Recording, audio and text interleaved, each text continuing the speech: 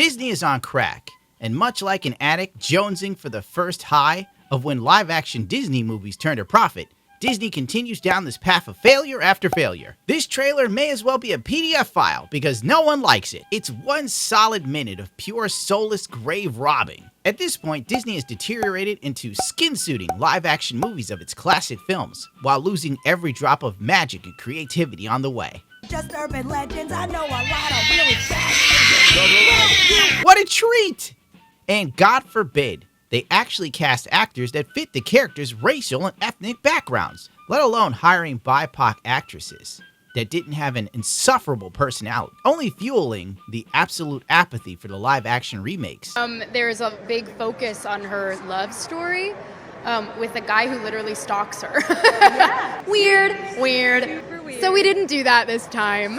So no prince or a different kind of prince? We have a different approach to what I'm sure a lot of people will assume is a love story just because we cast a guy in the movie. As a whole, I don't know who the casting director is for most Disney projects, but they have a real hard-on for women you want to hit in the head with a brick and drop in the Hudson River. He hates women. He's a closeted homosexual. I can't stand him.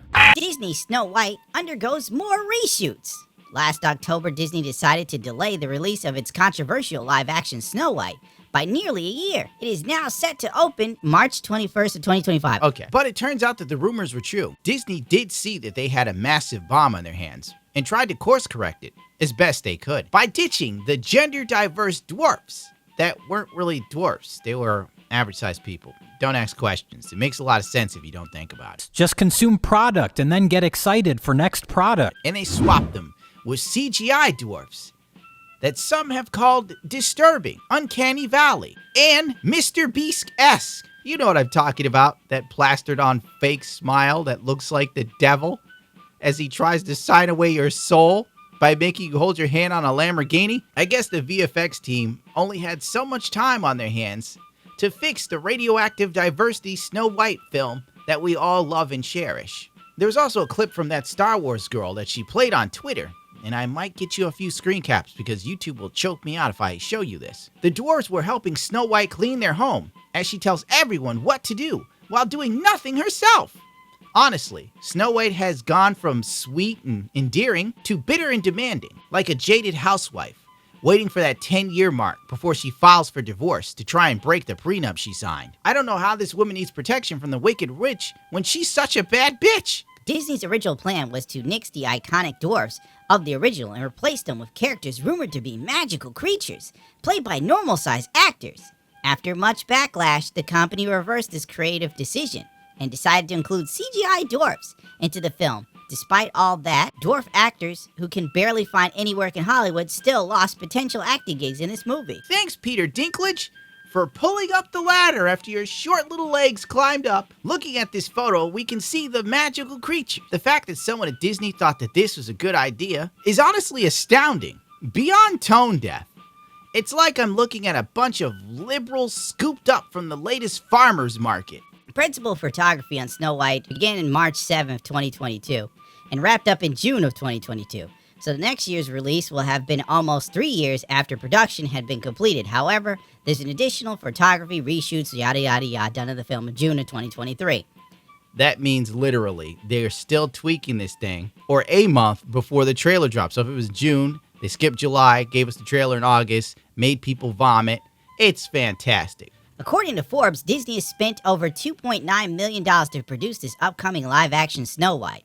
A few months later, the Daily Mail, not the most reliable source, mind you, reported that the figure is actually $330 million. Which wouldn't surprise me. That's a lot of reshoots and a lot of CGI dwarfs and getting rid of a lot of liberals. The VFX artist could be hammering away at this film right now as I speak and yell into a microphone like a dystopian nightmare the Doomsday DJ. That's who I am. With all these VFX and characters, why even bother having live action actors anymore? Everything is filmed in front of a green or blue screen anyway, which creates a lack of depth, practical effects, further taking the viewer out of the fantasy. And let's face it, with the declining birth rates in America, the target audience for this Snow White film just doesn't exist. Bob Iger is praying that the overweight Disney adults that have nothing better to do than cry about actually being in the sun while walking around with Mickey Mouse ears on, see this film at least 100 times each. I'm not even going to touch on the miscasting where the evil, wicked witch is arguably far more attractive than Snow White, or the fact that Rachel Zegler has been so obnoxious in the early press run of the film, didactically denouncing the original Snow White movie. She made most of the internet sick of her existence in record time. That is not going to be saved by the prince. She's not going to be saved by the prince, and she's not going to be dreaming about true love. She's dreaming about becoming the leader she knows she can be. In fact, she did such a stellar job at being a douchebag, Brie Larson seems downright pleasant in comparison looking back. Ultimately, everyone with an IQ over 70 already knows this movie is destined to fail. The trailer seems uninteresting and uninspired. The message of the original film has long been lost to appeal to the, and I quote, modern audiences that don't seem to exist outside of TikTok and the writer's room.